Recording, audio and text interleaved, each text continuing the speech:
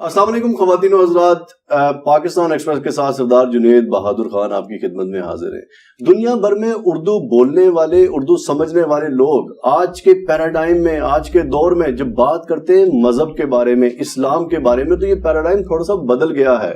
پہلے ہم بات کرتے تھے قرآن و سنہ کے حوالے سے اور مختلف فرقوں کے اندر یا ان فرقوں کی بکس کے حوالے سے بات کرتے تھے۔ اب ہم بات کرتے ہیں فرقے ورسز انجینئر محمد علی مرزا۔ یہ ایک نیا پیراڈائم ہے جس میں آپ کے پاس ریڈی میڈ انفارمیشن موجود ہے۔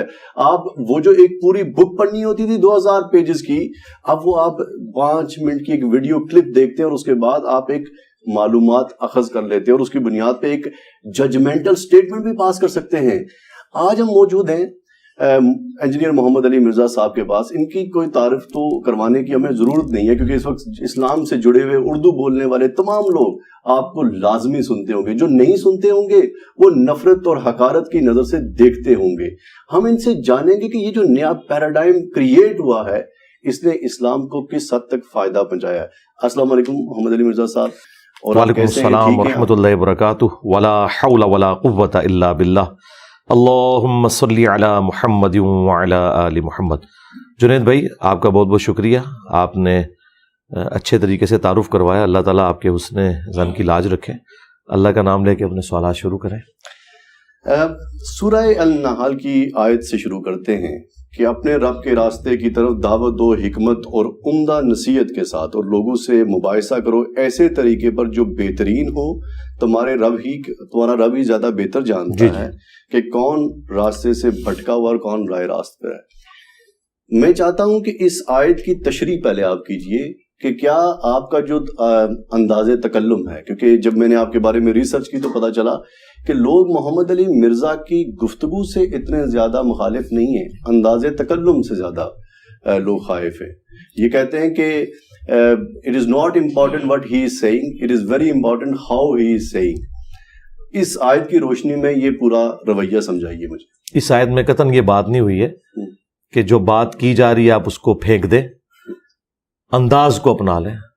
لچھے دار انداز تو ہمیشہ خوشنما انداز شیطانی لوگوں کا رہا ہے، اور وہ اپنا غلط سودا بھی پبلک میں اس طریقے سے بیچتے ہیں۔ اللہ کے محبوب صلی اللہ علیہ وآلہ وسلم کے بارے میں اللہ تعالیٰ نے سورہ صاد کے اینڈ پہ فرمایا وما انا من المتکلفین۔ اے نبی آپ فرما دیں میں تکلف کرنے والا نہیں، میں اسٹریٹ فارورڈ بات کرنے والا ہوں۔ اور یہ کانٹیکسٹ یہ تھا کہ قصہ آدم اور ابلیس بیان ہوا تھا، اور اس کا کلائمیکس یہ آیا تھا کہ جب شیطان نے کہا نا کہ میں تیرے بندوں کو اکھاڑ لوں گا، پچھاڑ دوں گا اور انہیں میں جہنم تک پہنچا دوں گا، تو اللہ تعالیٰ نے فرمایا کہ جو بھی تیری پیروی کریں گے میں تیرے ساتھ انہیں جہنم میں پھینکوں گا۔ اللہ تعالیٰ نے بجائے اس کے کہ اس کے چیلنج کے جواب میں یہ کہتا کہ میں دیکھتا ہوں تو کس طرح میرے بندوں کو ورگلاتا ہے، اللہ تعالیٰ نے کہا کہ ٹھیک ہے، پھر جو تیری طرف لگیں گے وہ تیرے ساتھ ہی جہنم میں جائیں گے۔ ابھی بڑی اسٹریٹ فارورڈ بات تھی، دنیا میں تو ایسا نہیں ہوتا۔ دنیا میں جب دو پہلوانوں کا آمنا سامنا ہوتا ہے نا، دو ڈان سامنے آتے ہیں، یہ میں اس کے ساتھ مثال نہیں دے رہا، ایک ایبسولوٹ، تو ایک کہتا ہے نا میں تیرے بندے اغوا کروں گا، دوسرا کہتا ہے میں دیکھتا ہوں۔ لیکن اللہ تعالیٰ کہتا ہے کہ جب اس نے کہا نا میں بندے اغوا کروں گا، اللہ تعالیٰ نے کہا کہ پھر جو بھی تیرے راستے پہ چلے گا نا اسے میں جہنم میں پھینکوں گا۔ میں نے کوئی گارنٹی نہیں اپنے کسی بندے کی اٹھائی، کیوں؟ میں نے پیغمبر بھیج دیے، کتابیں بھیج دی، اب جو کوئی خود گمراہی کمانا چاہتا ہے تو کمائے۔ اس کو کنکلوڈ کرتے ہوئے پھر نبی علیہ السلام سے کروایا گیا کہ آپ کہہ دیں میں تکلف کرنے والا نہیں، میں نے کھول کھول کر بات آپ تک پہنچا دی ہے۔ اب جو آپ نے آیت ریفر کی سورۃ النحل کی، ادعو الی سبیل ربک بالحکمہ والموعظۃ الحسنہ وجادلہم باللتی ہی احسن، بالکل یہی انداز ہے ہمارا اللہ کے فضل سے۔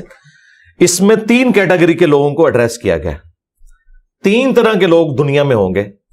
ادعو الی سبیل ربک بالحکمہ، بعض ایسے لوگ ہوں گے جن کو آپ نے حکمت کے ساتھ دلائل دے کر انٹلیکچولی قائل کر کے بات سمجھانی ہے، جس طرح آج کے اس ماڈرن دور میں ایتھیسٹ ہیں، لبرلز ہیں، سائنس کے اسٹوڈنٹس ہیں۔ تو مجھے بتائیں اس پلانٹ ارتھ پہ اردو بولنے والوں میں میرے سوا کون سا بندہ ہے جو تمام سائنٹیفک فیکٹس کو لے کر، اور وہ اتنا کوالیفائڈ بھی ہو، انجینئر بھی ہو، اور تمام چیزیں پبلکلی کلیئر کر رہا ہو۔ اللہ کے فضل سے میری درجنوں میں ویڈیوز ہیں کہ میں پوری حکمت کے ساتھ اس دعوت کو لے کر چل رہا ہوں۔ دوسری چیز اس میں آئی واضح حسنہ کے ساتھ، یعنی اچھے طریقے سے آپ نے واز کرنا ہے۔ جہاں واز کی باری آتی ہے، الحمدللہ آپ میرے فکر آخرت سے متعلق ویڈیوز دیکھیں تو اس میں تو آپ کو ایک بالکل ڈیفرنٹ میرا کلر نظر آئے گا۔ اس کی وجہ یہ ہے کہ وہ ٹاپک ہی بالکل ڈیفرنٹ ہے۔ جس طرح نبی علیہ السلام جب جمعے کے ممبر پہ آپ کو نظر آئیں گے تو تلوار اٹھائے ہوئے نظر نہیں آئیں گے، آپ کو آکورڈ لگیں گے۔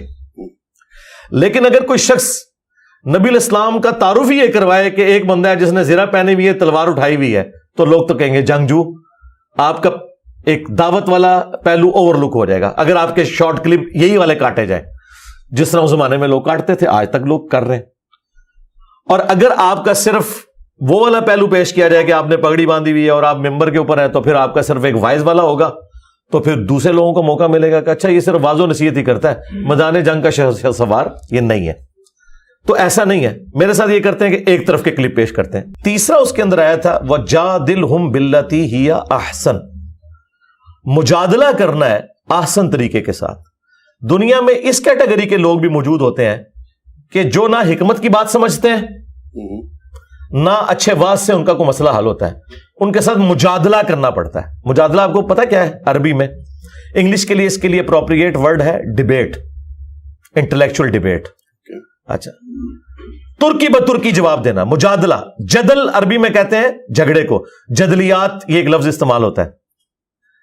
کارل مارکس کی آپ اگر وہ ساری پڑھیں نا، جو اس کی تھیوری ہے ڈاس کیپیٹال، اور وہ اس میں آپ کو یہ جدلیات والا ایک مسئلہ سامنے آئے گا کہ دو مختلف قسم کی چیزیں آمنے سامنے آتی ہیں، ان میں سے ایک پھر تیسرا پازیٹیو رزلٹ نکلتا ہے، اس کے لیے جدلیات کا لفظ۔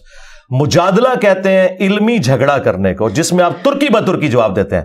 جس طرح حضرت ابراہیم علیہ السلام سے جو ترکی بترکی جواب ہوا ہے نمرود کا، انہوں نے کہا کہ میرا رب وہ ہے کہ جو زندہ کرتا ہے اور مارتا ہے، تو اس نے آگے سے کہا میں بھی زندہ کرتا ہوں مارتا ہوں۔ دو قیدی بلائے، ایک کو قتل کر دیا، ایک کو چھوڑ دیا۔ اب یہ اس نے فضول حرکت کی تھی، لیکن ابراہیم علیہ السلام نے اسے اوور لک کر کے اگلی اسے پکی دی کہ میرا رب وہ ہے جو مشرق سے سورج نکالتا ہے، تو مغرب سے نکال کے بتا۔ بس ادھر وہ ختم ہو گیا۔ تو ترکی بترکی جواب دینا اسے کہتے ہیں مجادلہ۔ جب مجادلہ ہو رہا ہوتا ہے نا، تو پھر اس میں آپ نے اسی کے اصول اور مبادی پہ اس کو وہ جواب دینے ہوتے ہیں جو اسے لینگویج سمجھ آتی ہے، اور یہ کام دنیا میں بہت کم لوگ کر سکتے ہیں۔ حکمت سے لوگ کام کر لیتے ہیں، واز سے بھی کر لیتے ہیں۔ مطلب حکمت کی مثالیں آپ کو ڈاکٹر ذاکر نائک نظر آ جائیں گے، اچھا واز آپ کو طارق جمیل صاحب نظر آ جائیں گے، بیچ میں کہانیاں بھی ہیں، چلے جو بھی ہے۔ لیکن مجادلہ یہ بہت مشکل کام ہے۔ مجادلہ کرنے کے لیے پھر آپ کو مخالف کے تمام دلائل پتہ ہونے چاہیے، وہ کس چیز کو بنیاد بنا کر گمراہی پھیلا رہا ہے وہ آپ کو پتہ ہونے چاہیے، اور پھر اسی اصول اور مبادی کے اوپر آپ نے اسے گرانا ہوگا۔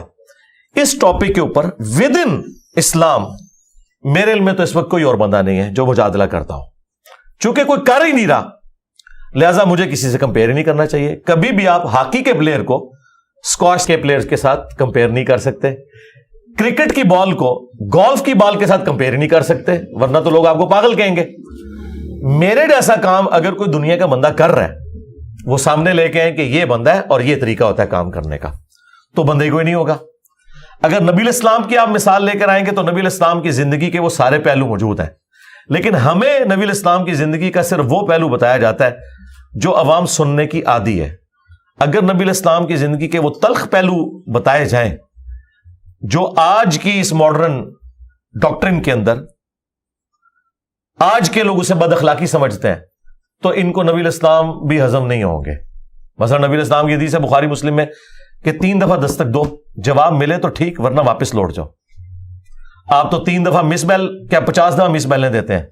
ٹھیک ہے، اچھا، اور مس بیل دی اور اس نے آگے سے جواب نہیں دیا، آپ کہتے ہیں بد اخلاقی ہے۔ نبی علیہ السلام کے اخلاق ہی یہی ہے کہ نہیں دینا جواب، میری مرضی۔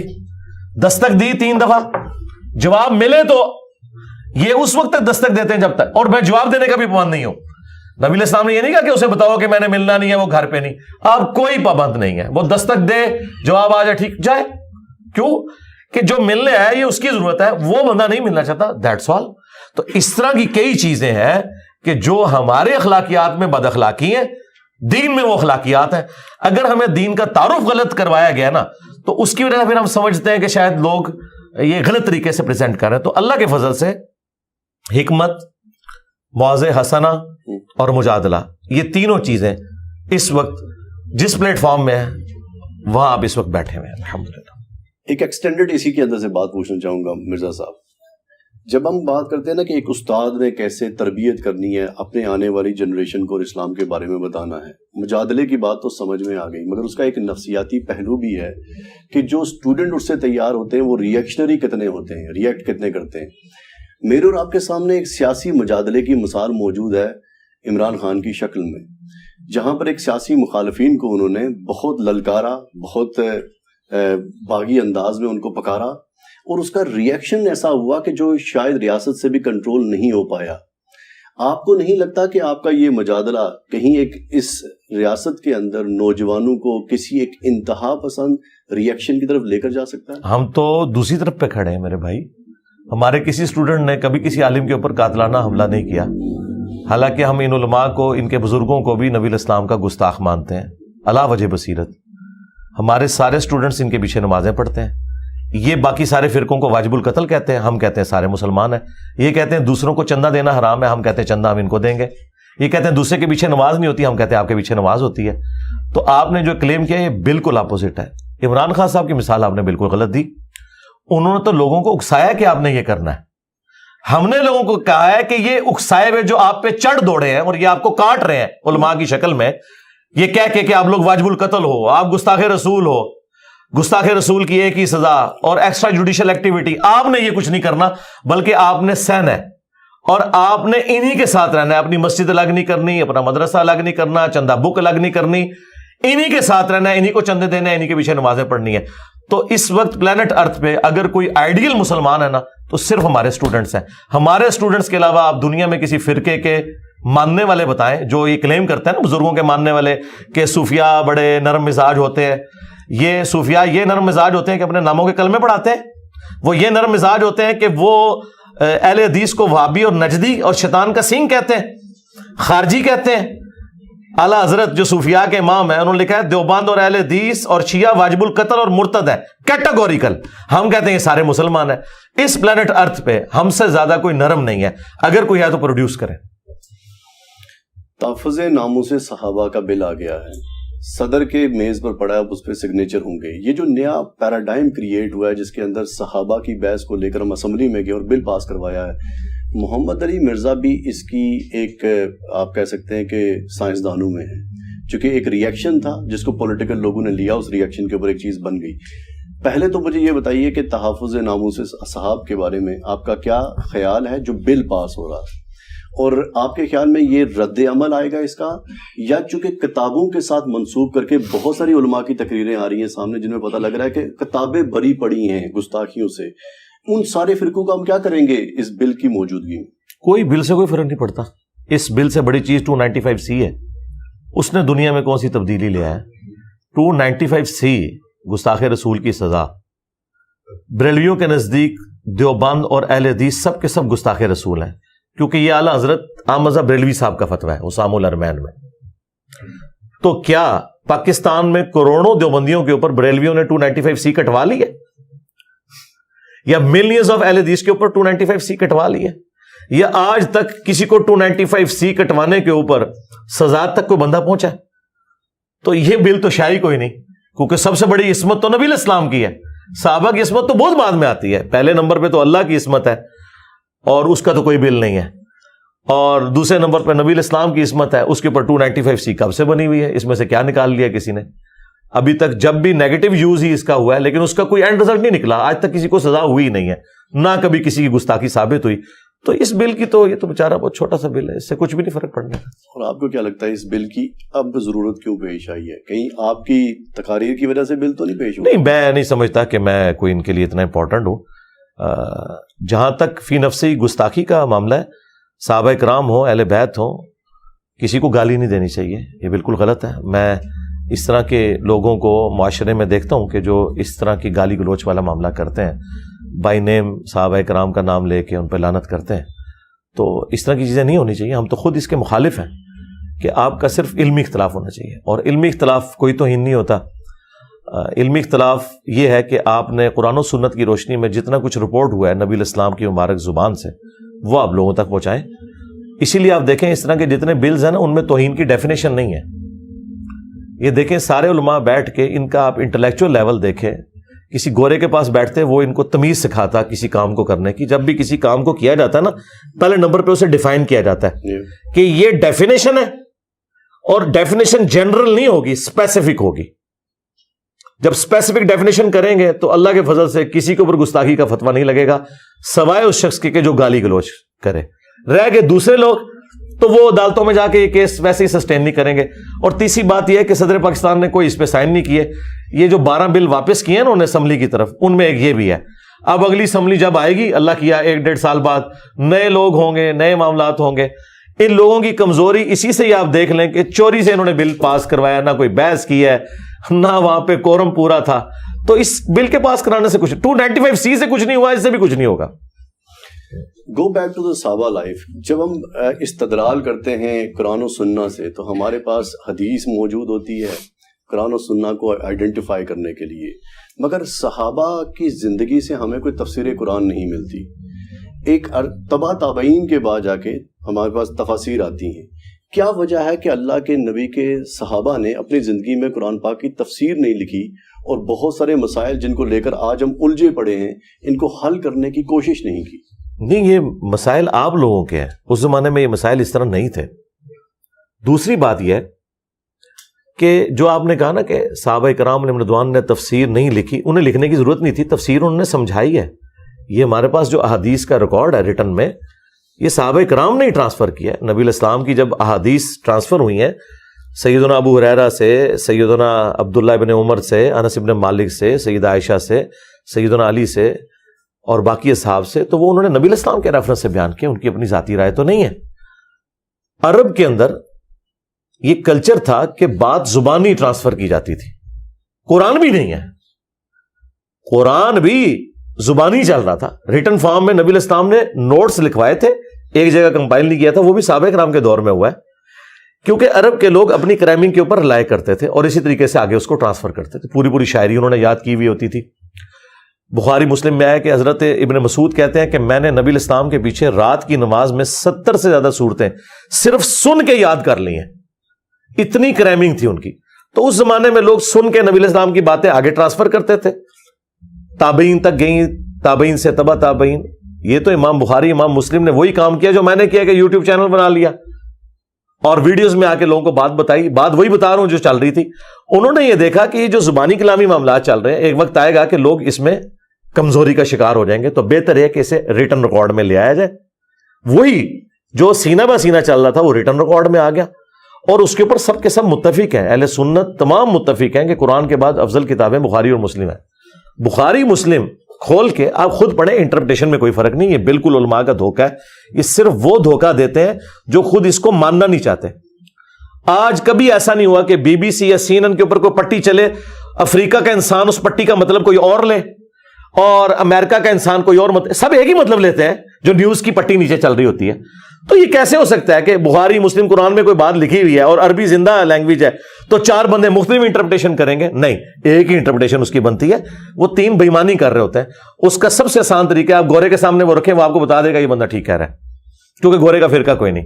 ایاک نعبد و ایاک نستعین پڑھ کے گورا یا علی مدد نہیں کہے گا, یا عبد القادر جیلانی المدد, یا معین الدین چشتی پار لگا دے کشتی, یا باو لاکھ بیڑا تک. یہ کبھی نہیں کہو کہ یار واضح لکھا ہوا ہے اللہ کو پکارنا ہے. ہاں مولوی یہاں کروڑوں اس کے فالوورز وہ اس آیت کا دوسرا مطلب لے رہے ہیں, گورا یہ نہیں لے گا. اس لیے میں یہ بولتا ہوں قرآن اور حدیث کو پڑھ کے پہلی دفعہ جو غیر مسلم مطلب لیتا ہے نا, وہ اس کا معتبر مطلب ہے. جب ہم بات کرتے ہیں آپ کے مخالفین کی, کہ آپ کے مخالفین آپ کے خلاف کتنی ویڈیوز بناتے ہیں, تحقیق سے ایک پتہ چلی بات ہے محمد علی مرزا صاحب, کہ آپ کے مخالفین کی آرگیومنٹ کو اگر ایکسٹریکٹ کیا جائے تو ایک بات سمجھ میں آتی ہے کہ آپ تبع تابعین یعنی کہ امام بخاری امام مسلم کی حدیث کو اٹھائیں گے اور اس کی بنیاد کے اوپر یہ بات ججمنٹل سٹیٹمنٹ پاس کر لیں گے کہ اصحابہ کے درمیان میں جو مسائل تھے ان میں کون حق پر تھا اور کون حق پر نہیں تھا. یہ بھی بابے ہیں وہ بھی بابے ہیں, بابوں کی فہرست میں تو سارے ہی بابے ہیں اللہ کے نبی کے بعد. جی. ہم تعین کیسے کریں گے, اور محمد علی مرزا کے پاس کیا پیرامیٹر ہے جس سے ان کو پتہ چل جاتا ہے کہ یہ بابا درست ہے اور وہ پیچھے والا بابا غلط تھا, مگر بات آگے جو پہنچی ہے وہ درست پہنچی ہے؟ کیا پیرامیٹر؟ دیکھیں یہ تو ٹاپک بالکل ڈفرنٹ آپ نے کر دیا. اگر حجیت حدیث پہ بات کریں گے, مجھے بتائیں اہل سنت میں کون ہے جو بخاری مسلم کو نہیں مانتا؟ اور اس میں اگر کوئی بات لکھی ہے اور کہتا ہے میں نہیں مانتا, تو اس کی وہی سزا ہونی چاہیے جو آئین کے غدار کی سزا ہے, اسے اسلام سے باہر نکال دیا جائے گا. اگر ایک بندہ کہتا ہے کہ اسلام کی کتابیں قرآن بخاری مسلم ہے اور میں اسے اس میں سے کوئی چیز نکال کے پیش کرتا ہوں تو کہتا ہے یہ بعد میں آئی ہے, تو اس سے پھر یہ بات نہیں ہوگی کہ بعد میں آئی ہے پہلے ہے. تو فارغ ہو گیا, تو اسلام سے نکل گیا, کیونکہ تو قرآن و سنت کو نہیں مانتا. تیرے ساتھ پھر ہم اسلام کے اوپر بات کریں گے. ایک بندہ کہتا ہے ختم نبوت کی آیت قرآن میں لکھی ہوئی ہے لیکن میں نہیں مانتا, تو اسے کہیں گے تم قرآن کو مانتے ہی نہیں ہو. پھر تم سے ختم نبوت پر ڈسکشن نہیں ہوگی, اس پر ڈسکشن ہوگی کہ تم قرآن کو مانتے بھی ہو کہ نہیں. لہٰذا یہاں پہ جو بخاری مسلم میں ہے وہ امام بخاری امام مسلم کی رائے نہیں ہے, نبی علیہ السلام کی احادیث ہے. اگر ان کی ذاتی رائے ہوتی نا تو آپ پھینک دیتے. وہ نبی علیہ السلام کی مبارک احادیث ہے جو احادیث کی شکل میں امت تک پہنچی, امت نے ایکسپٹ کی. اب بخاری مسلم وہ بابیں ہیں جو غدار نہیں ہیں, انہوں نے رسول اللہ کے ساتھ کی ہے وفاداری, نبی علیہ السلام کی بات آگے پہنچائی. ہمیں ان بابوں سے اختلاف ہے جنہوں نے غداری کی, قرآن و سنت کو انہوں نے حجت تو مانا اور تعلیمات جب دینے کی باری آئی تو انہوں نے اپنی ذاتی انٹرپریٹیشن بتائی. اور جن بابوں کی وجہ سے ہمارے مخالفین کو مسئلہ ہے نا, وہ تو آئی بخاری مسلم کے بعد ہے. ٹھیک ہے, بخاری مسلم سے پہلے کا کوئی بابا نہیں جس سے ہمیں اختلاف ہو. بعد والوں نے بخاری مسلم کو حجت بھی مانا اور پبلک سے چھپایا. اس کی سب سے بڑی دلیل یہ ہے کہ 1000 سال پہلے اسلام یہاں آیا, کسی ایک نے بھی بخاری کا ترجمہ یہاں کی لوکل لینگویج میں کیا؟ ان لوگوں نے آپ کو اگنورنٹ رکھا کتابوں سے. قرآن کا ترجمہ نہیں کیا انہوں نے 1000 سال تک. کہتے ہیں نا صوفیان اسلام کی خدمت کی ہے, مجھے کسی ایک صوفی کا ترجمہ بتائیں 1000 سال میں کہ اس نے ترجمہ کیا ہو ادھر کی نیٹو لینگویج کے اندر. دین وہ فارسی میں سکھا رہے تھے, دین وہ اردو میں سکھا رہے تھے, لیکن بخاری مسلم قرآن کا ترجمہ نہیں کرتے تھے. یہ اب آ کے انہوں نے ترجمے کیے ہیں نا. قرآن کا بمشکل 200-250 سال پہلے ترجمہ ہوا ہے, بخاری کا ترجمہ تو 100 سال پہلے ہوا ہے. اسی لیے یہ 2 نمبری ان کی چلتی رہی. جیسے ہی ترجمے ہوئے ہیں, اچھا لوگوں کو اعتماد تھا کہ یہ عربی میں پڑھتے ہیں. اکثر آپ لوگوں سے پوچھیں وہ کہتے ہیں ہماری بات بخاری میں ہی لکھی ہوئی ہے, بخاری کھولتے ہیں تو نماز تو رفع الیدین سے نکلتی ہے. اور جو بخاری کو مان رہے ہوتے ہیں انہیں پتہ ہی نہیں ہوتا کہ اس میں تو نماز والا وہ طریقہ نہیں لکھا ہوا جو جس پہ ہم چل رہے ہیں, ہم تو کسی اور طریقے پہ چل رہے ہیں. تو یہ غداری کی انہوں نے کتابوں کے ساتھ. نبی علیہ السلام نے مستقبل میں آنے والی ہر چیز امت کو بتا دی. نبی علیہ السلام نے قیامت کی نشانیاں بتائیں, دجال کے متعلق بتایا, نزول عیسیٰ علیہ السلام کے بارے میں بتائی, یہ ساری چیزیں بتائیں.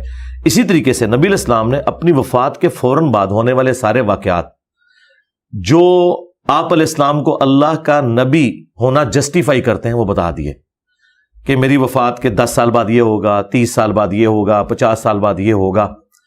یہ وہ واحد چیز ہے جو آپ کو اور چنگیز خان کو علیحدہ کرتی ہے. چنگیز خان نے بھی دنیا فتح کی, ہمارے نبی اور ان کے چاہنے والوں نے بھی دنیا فتح کی, لیکن دونوں میں ایک فرق ہے. ہمارے نبی نے پہلے بتا دیا یہ ہوگا, اس طریقے سے ڈاؤن فال ہو جائے گا. دنیا کا کوئی جنگجو یہ نہیں بتا سکا اس طریقے سے ڈاؤن فال ہوگا. ٹھیک ہے, یہ چیز ہے جو فرق کرتی ہے. اس ٹاپک کو حدیث کی ٹرمنالوجی میں کہا جاتا ہے دلائل النبوہ. نبوت کی دلیل کیا ہے؟ دلائل النبوہ وہ حدیثیں ہیں جن میں نبی علیہ السلام کی مستقبل کی پروفیسیز ہیں, اور وہی پروفیسیز ہیں کہ میرے صحابہ میں جنگیں ہوں گی, یہ بندہ حق پہ ہوگا. کل تک یہ احادیث ہم کافروں کو پیش کرتے تھے کہ دیکھو ہمارے نبی کو پہلے ہی پتا چل گیا کہ عمار ابن یاسر کو ایک باغی جماعت قتل کرے گی, بخاری 2812, اور عمار ابن یاسر 30 سال بعد شہید ہوئے, ہمارے نبی کی خبر صحیح نکلی. اچھا 50 سال کے بعد اپنے بیٹے حسین کی شہادت کی خبر دی, دیکھو مسند احمد میں پہلے ہی موجود تھی. تو یہ چیزیں ہم فخریہ بتایا کرتے تھے کہ ہمارے نبی نے پہلے ہی بتا دیا.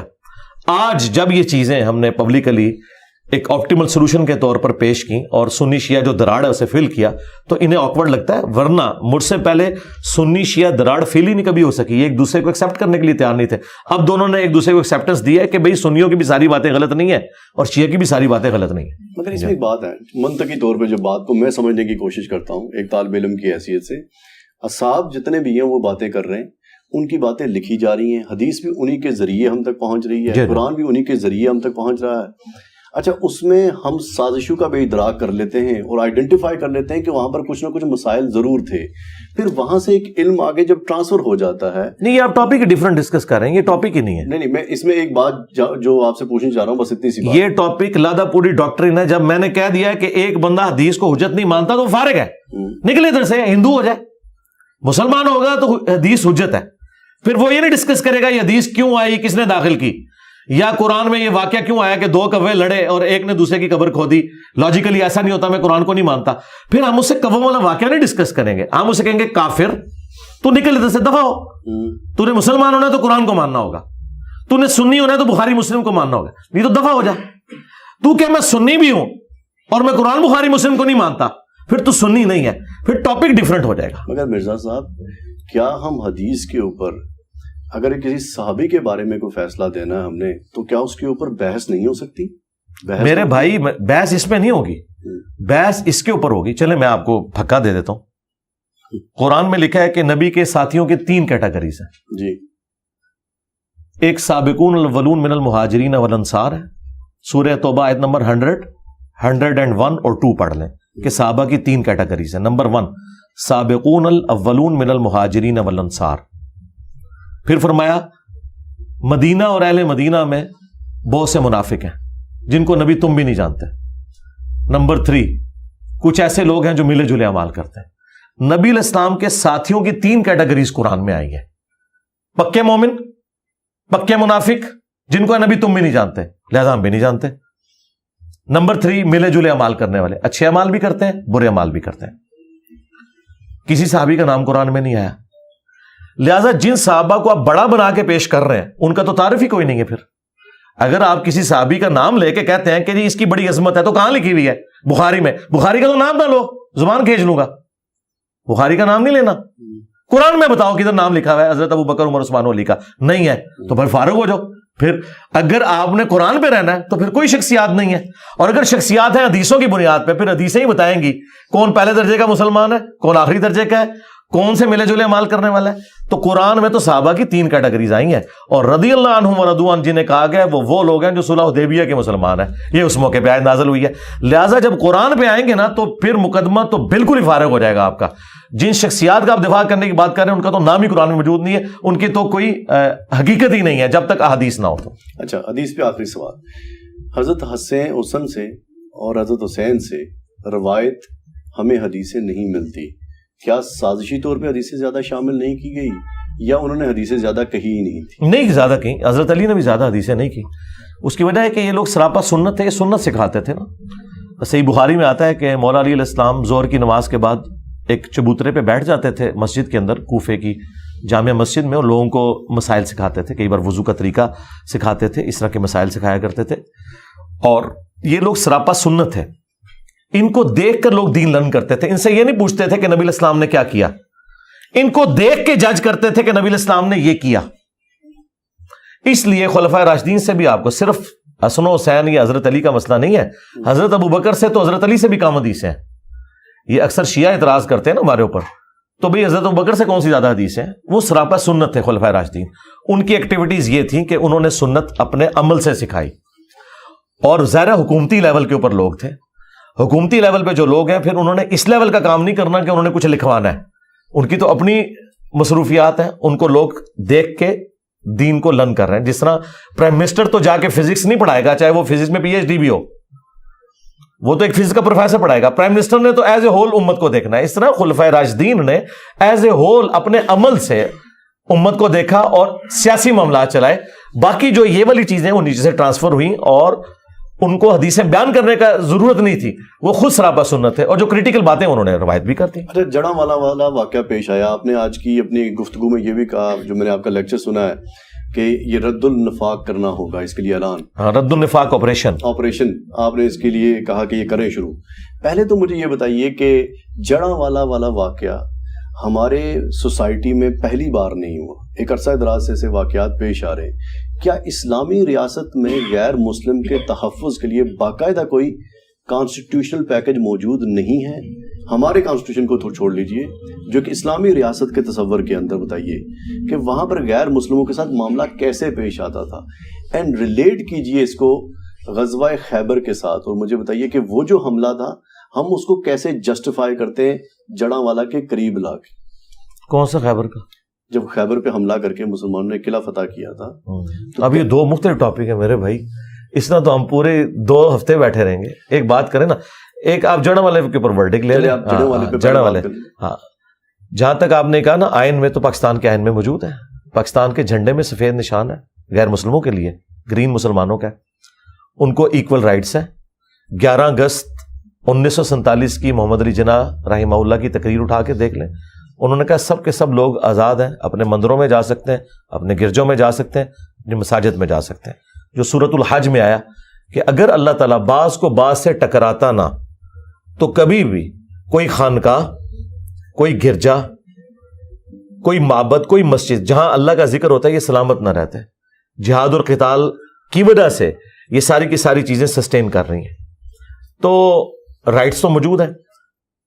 صحیح بخاری میں حدیث ہے، جو کسی مسلمان ملک میں ٹیکس پیئر رہ رہے غیر مسلم، اسے اگر کوئی قتل کر دیتا ہے تو وہ شخص جنت کی خوشبو بھی نہیں پائے گا، حالانکہ جنت کی خوشبو 40 سال کی مسافت سے آ رہی ہوگی. تو احادیث تو بالکل اس میں واضح ہیں. پھر سورۃ المائدہ کی آیت نمبر 32 جو ہم اکثر کوٹ کرتے ہیں کہ جس نے ایک جان کو ناحق قتل کیا گویا پوری انسانیت کا قتل کیا، اور جس نے ایک جان کو بچایا گویا اس نے پوری انسانیت کو بچا لیا. تو اسلام کی تو گائیڈ لائنز موجود ہیں، آئین میں بھی موجود ہے، پریکٹیکلی عمل کرنے کی باری. مگر مرزا صاحب جب ہم تاریخ اسلام پڑھتے ہیں، ہم جو عام کتابیں پڑھتے ہیں علماء والی نہیں، اس میں ہم محمود غزنوی کا واقعہ بھی پڑھتے ہیں جہاں سومناتھ کا مندر گرایا گیا.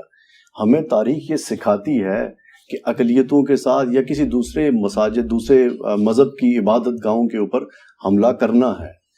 جب آپ جڑاں والا واقعہ دیکھتے ہیں آپ، اور اس میں ہم کہتے ہیں یہ دہشت گردی ہے، تو مجھے بتائیے کہ محمود غزنوی والا جو سومناتھ کا مندر گرانا ہے، کیا وہ دہشت گردی؟ اس سے بڑی دہشت گردی تھی. وہ آپ کا ہیرو ہے، صوفیوں کا ہیرو ہے. ہم تو اسے نہیں مانتے.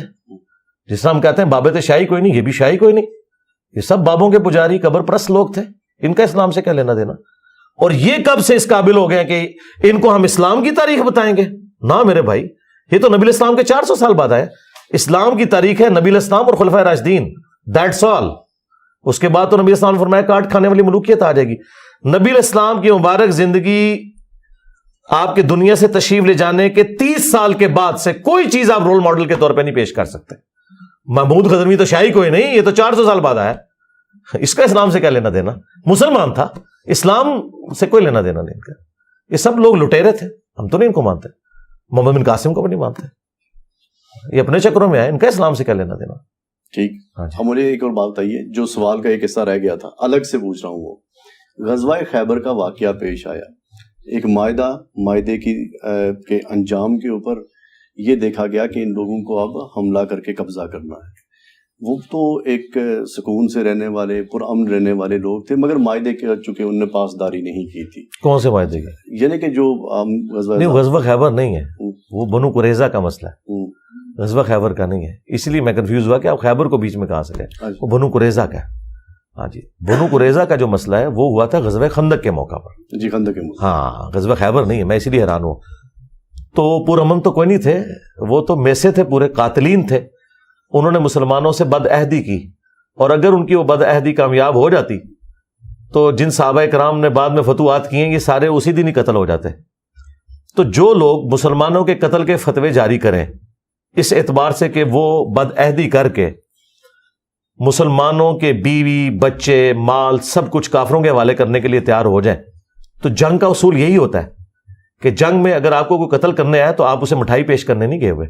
کیا آج ایسے ہوتا ہے؟ آج کے سویلائز ورلڈ میں بھی ایسے ہوتا ہے میدان جنگ میں کہ جب امریکہ اور یورپ کی جب جنگ ہوتی ہے، یہی سویلائز ہے نا، تو جب ان کے اوپر بم پڑتے ہیں تو آگے سے مٹھائی کے ڈبے بھیجتے ہیں ان کو، یا یہ ڈرون سے حملہ کرتے ہیں ان پہ. یہی کرتے ہیں نا، یہی کرتے ہیں نا.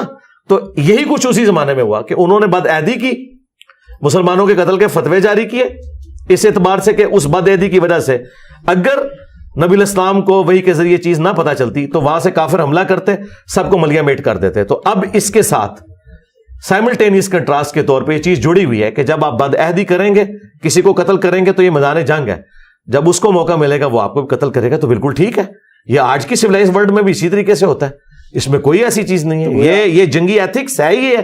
تو گویا ہمارے ساتھ ایک اسلامی ملک جس میں مسلمان آباد ہیں، افغانستان، وہاں پر لوگ پرامن طریقے سے زندگی اگر گزار رہے تھے، ہم نے کوئی معاہدہ کیا جس معاہدے میں بہت سارے لوگ قتل ہوئے، تو اس کے ریئیکشن میں انہیں کون سا معاہدہ؟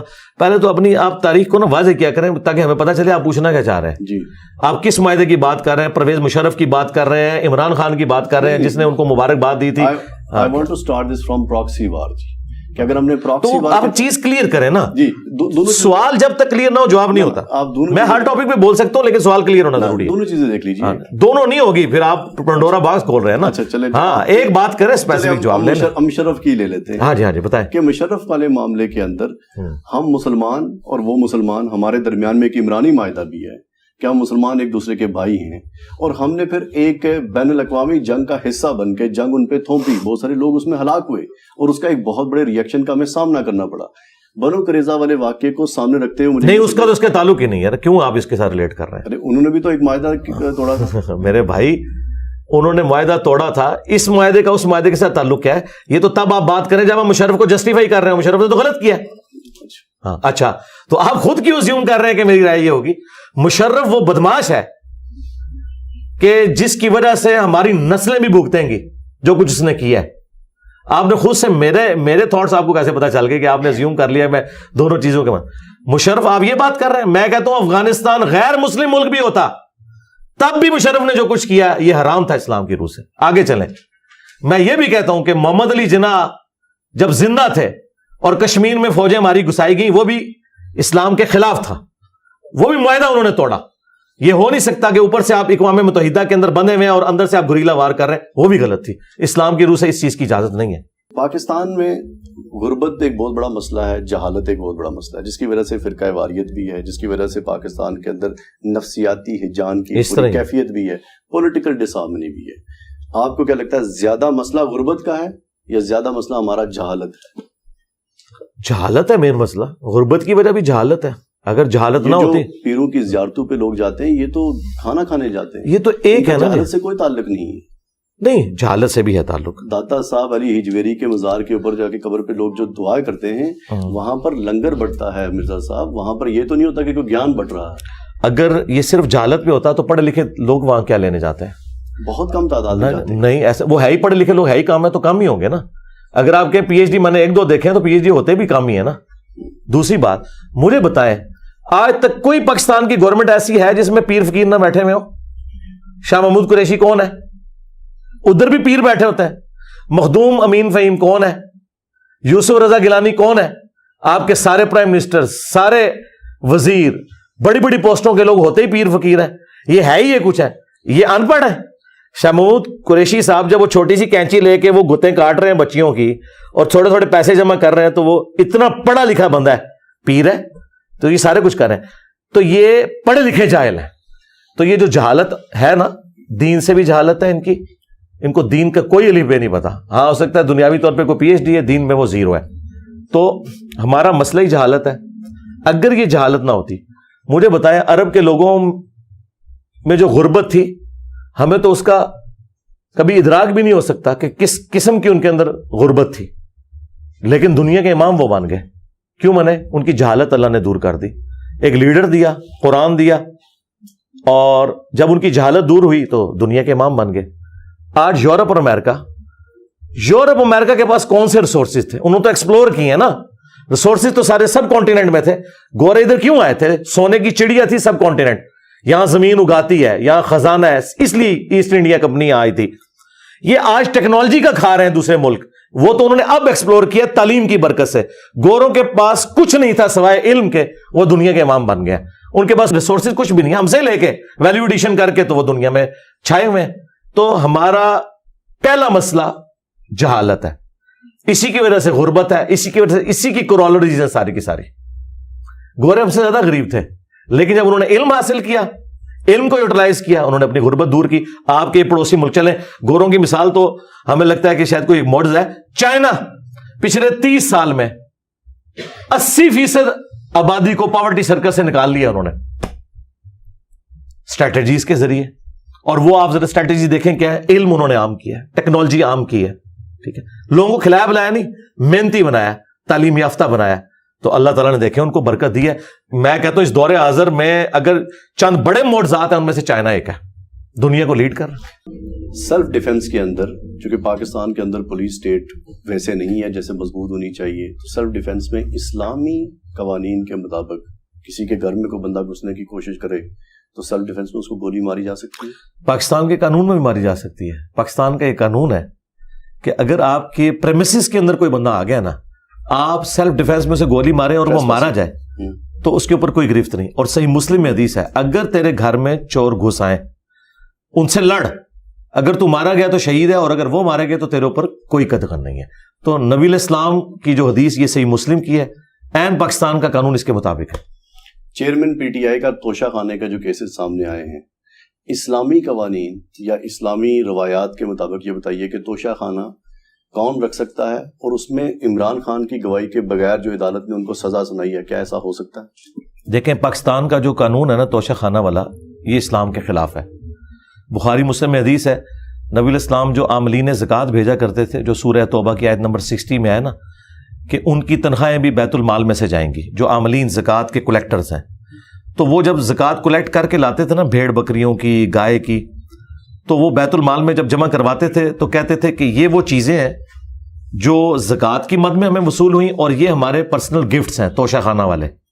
تو نبی علیہ السلام نے فرمایا, بخاری مسلم کے الفاظ ہیں, تم اپنے ماں باپ کے پاس گھر میں بیٹھو, میں دیکھتا ہوں تمہیں کون گفٹ دے گا, تمہیں اس پوسٹ کی وجہ سے گفٹ ملے, لہٰذا اپنے یہ گفٹ بھی بیت المال میں جمع کرواؤ. توشہ خانہ جو ہے نا پاکستان کا, وہ پاکستان کی ملکیت ہے.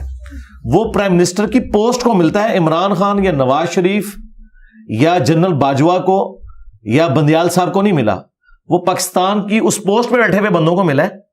یہ تو عمران خان صاحب کی برکت سے اب یہ سب کو یاد آیا کہ توشہ خانہ میں کچھ ہوتا تھا, تو پہلے جو لوگ اتنا کچھ کھا گئے ہیں کوئی ذکر نہیں کیا.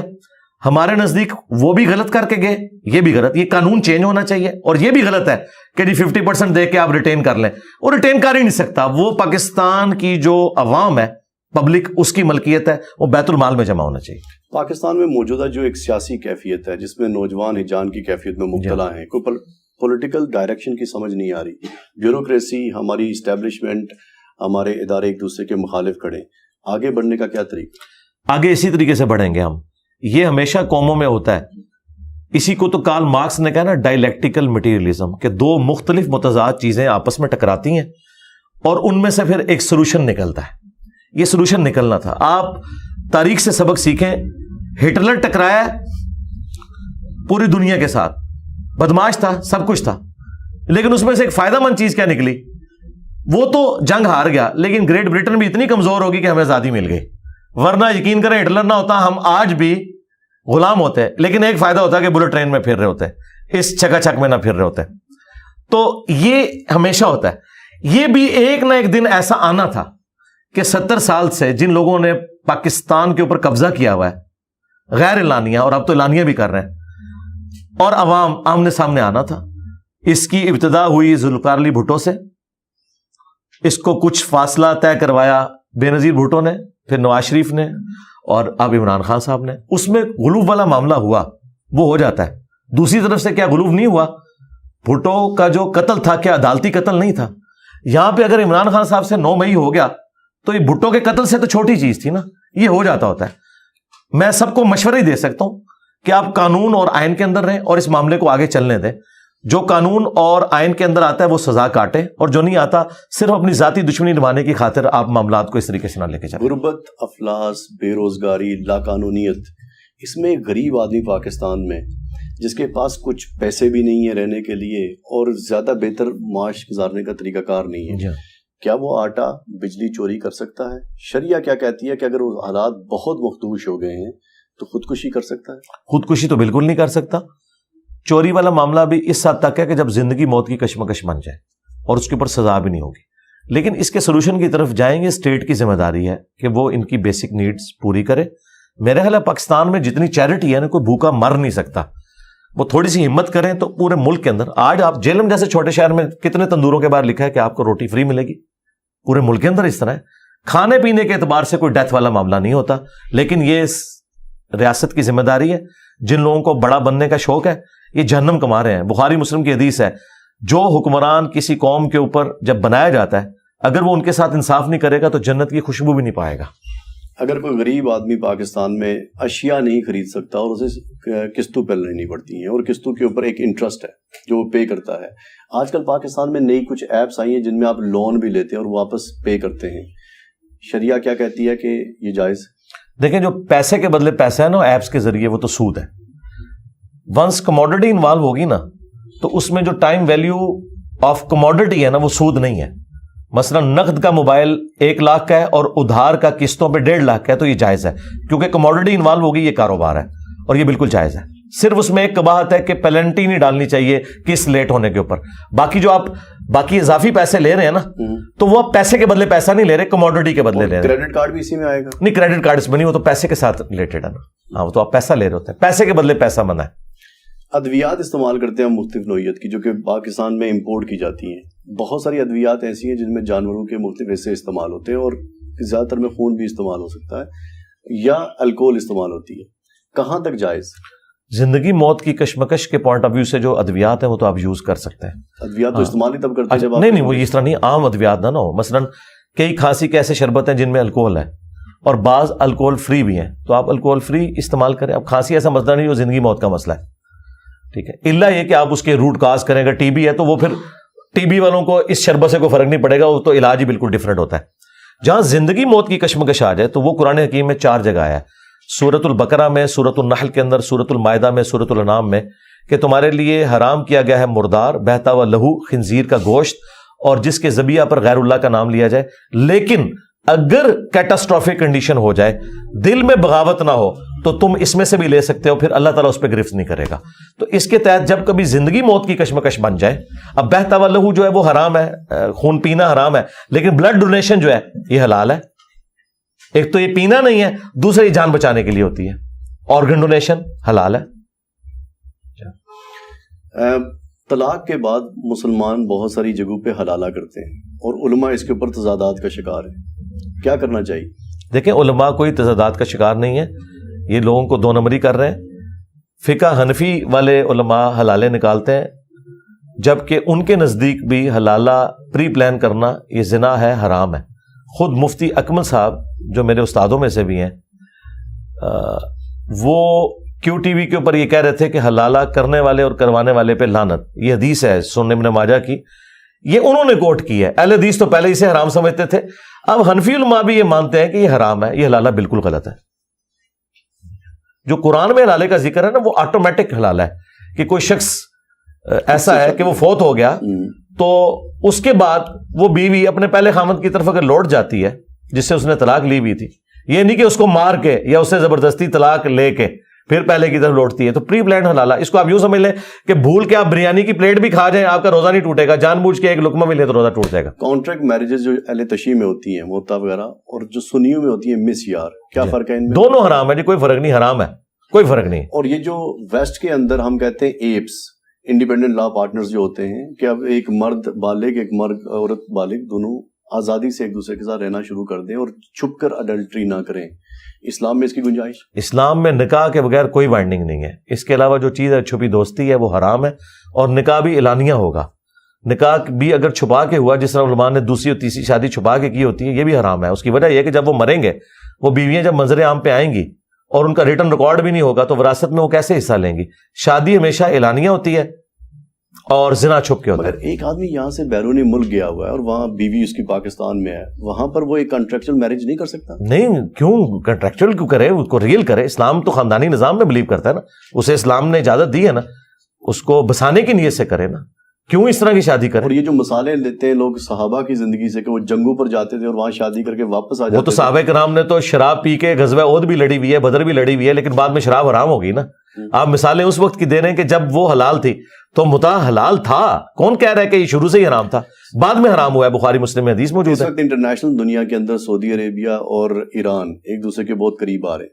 آپ کو لگ رہا ہے یہ انٹرنیشنل پولیٹیکل ارینا جو تبدیل ہو رہا ہے اس میں ہماری فرقہ واریت ختم ہو جائے گی؟ میں تو محمد بن سلمان سے اتنا اختلاف رکھنے کے باوجود میں کہتا ہوں اس کی یہ جو نیکی ہے اس کی تمام گناہوں کے اوپر بھاری ہے جو اس نے تھنک آؤٹ آف باکس کیا ہے. اور یہ جو عذاب بنا ہوا تھا سنی شیعہ کنفلکٹ, یہ کریڈٹ جاتا ہے محمد بن سلمان کو کہ اس نے ایران کے ساتھ دوستی کر کے تو یہ دنیا میں سارا فساد ختم کرنے کی طرف بہت اچھا قدم ہے, میں تو اسے اپریشیٹ کرتا ہوں. ایک صحافی والا سوال ہے کہ آج ذرائع ابلاغ کی دنیا ہے اور بہت ساری خبریں ہمارے پاس آتی ہیں. کبھی کبھی خبر کو آئیڈینٹیفائی کرنا مشکل ہوتا ہے, اور کبھی کبھی آئیڈینٹیفائی ہونے کے باوجود کسی پریشر میں آپ کو غلط خبر دینی پڑتی ہے. کبھی ریاست کسی ادارے کے پریشر ہوتا ہے, کبھی آپ کو ادارے کی جانب سے پریشر ہوتا ہے. یہ تمام پریشرز اور کبھی کبھی آپ کی ذاتی طور پہ منافقت کا شکار ہو جاتے ہیں. اس ساری صورتحال میں ایک صحافی کی کیا ذمہ داری ہو؟ ذمہ داری تو یہ کہ صحافی تو پھر دلیر ہونا چاہیے. میں تو کہتا ہوں صحافی جو ہیں یہ مجاہد ہیں. تو پھر ارشد شریف کی طرح ہو جائے. نہیں, وہ تو ایک علیحدہ ٹاپک ہے, میں اس طرف آؤں گا. ارشد شریف صاحب نے جو اپنے زمانے میں گل کھلائے ہوئے, وہ ان کو جب وہ ARY پہ بیٹھ کے دوسرے لوگوں کی پگڑیاں اچھالتے تھے اس وقت ان کو صحافت نہیں تھی یاد آتی. آج ان سب کے ساتھ کیا ہو رہا ہے؟ عمران ریاض, حقیقت ٹی وی, یہ لوگ کیا کرتے رہے؟ اب انہیں معید پیرزادہ نے تو خود مطیع اللہ جان کو ہائی کورٹ کے اندر کہا ہے کہ ہم لوگ ان کے اعلی کار بنے رہے, تو بھگتو نا اب سزا. تم نے بھی تو لوگوں کی پگڑیاں اچھالی تھی نا, تو آج تم پھر یہ مکافات عمل تمہارے ساتھ ہوا ہے نا. اب آج صحافیوں کی طرف دیکھیں, صحافت اتنا متبرک ایک کام ہے. اگر آپ سچائی کے لیے کھڑے ہوتے ہیں تو یہ پیغمبرانہ کام ہے اس اعتبار سے کہ آپ سچائی کے لیے کھڑے ہوتے ہیں, کھڑے ہوں. قرآن میں اللہ تعالیٰ نے سورۃ الحجرات میں فرمایا کہ اگر کوئی فاسق خبر لے کے آئے نا تو اسے آگے نہیں آپ نے پھیلانا جب تک آپ اس کی تصدیق نہ کر لیں. بھاڑ میں گئی جی آپ کی وہ پریشر اور وہ ساری کی ساری انتظامیہ, کہ آپ مجھے بتائیں اگر اس خبر کے آپ ڈائریکٹ خود افیکٹو ہوتے ہوں تو آپ کبھی بھی نہیں چلائیں گے, نوکری چھوڑ دیں گے. صرف لوگوں کو خوش کرنے کے لیے, دوسروں کی زندگیاں ونریبل بنانے کے لیے اس طرح کی خبر چلا دینا کسی کے کہنے کے اوپر, آپ اپنے آپ کو اس سے علیحدہ کریں. اسی وقت تو پتہ چلے گا کہ آپ سچائی کے لیے کھڑے ہیں یا نہیں کھڑے. کمپرومائز نہ کریں.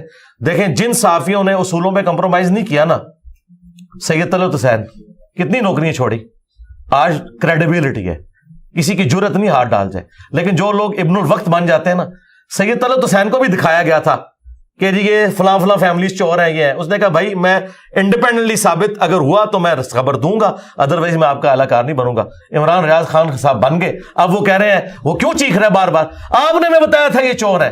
تو میں عمران ریاض میرا اسٹوڈنٹ ہے, میں اس سے پوچھوں کہ تمہیں جب انہوں نے بتایا تھا تو تم نے تحقیق کیوں نہیں کی, ان کے کہنے پہ مان لیا. تو آج اس تکلیف سے گزر رہے ہو نا, تو یہ تکلیف تمہیں اس لیے کاٹنی پڑی کہ تم نے لوگوں کی زندگیاں ونریبل کی جھوٹی خبریں چلا کے حب الوطنی کے نام پہ. آج وہی حب الوطنی کا کتا تمہیں کاٹ گیا. تو بھئی یہ تو ہوگا, ایسا تو ہوگا. اس لیے ہم تو نہیں کسی کے اعلی کار بنتے, نہ اس زمانے میں نہ آج. جو سچائی ہے وہ بیان کریں گے. ٹھیک ہو گیا, بہت بہترین. آخر میں ہمیں وہ آپ کا ایک سو کال سٹائل ہے, کیا اس کو ایکسپلین کر دیجئے کہ یہ کیا ہے. کون سا سٹائل؟ یا آپ یوں ایک سٹائل بناتے ہیں؟ نہیں, وہ سٹائل تو میں نے ایک دو ویڈیوز کے اندر بنایا تھا. وہ فرقہ وارانہ ایک ایشو تھا, اس کے اوپر میں نے یہ بات کی تھی کہ جو علماء یہ کہتے ہیں کہ انجینئر صاحب کو ہم مجبور کریں گے کہ وہ ملک چھوڑ جائیں, تو میں نے اس پہ کہا تھا کہ میرے بھائی جب تک تمہارا آخری مولوی اپنی نیچرل ڈیتھ, میں نے نہیں ان کو مروانا, اس کے ساتھ قبر میں نہیں چلا جاتا اور میں اس کی قبر پہ وکٹری کا نشان بنا کے نہیں بیٹھتا, اس وقت تک میں یہ ملک نہیں چھوڑنے کا. مراد یہ کہ نہیں چھوڑنا انشاءاللہ تعالی. Thank you very much. جزاک اللہ خیر. خواتین و حضرات, انجینئر محمد علی مرزا اسلام کی ایک لائبریری, آپ ان میں سے ان کی جتنی ویڈیوز ہیں ان کو دیکھیے, ان تمام ویڈیوز کو دیکھیے اور دیکھنے کے بعد اپنی لائبریریز میں جائیے اور کتابوں کو نکال کے ان سے موازنہ کیجیے. ہو سکتا ہے آپ کو کچھ غلطی مل جائے, مگر یوں سمجھ میں آتا ہے کہ انجینئر محمد علی مرزا ہمارے پیراڈائم کے اندر غلطیوں کی نشاندہی کرنے آئے. آپ سب کی کے لیے سلامتی کی دعا. السلام علیکم. وعلیکم السلام. جزاک اللہ.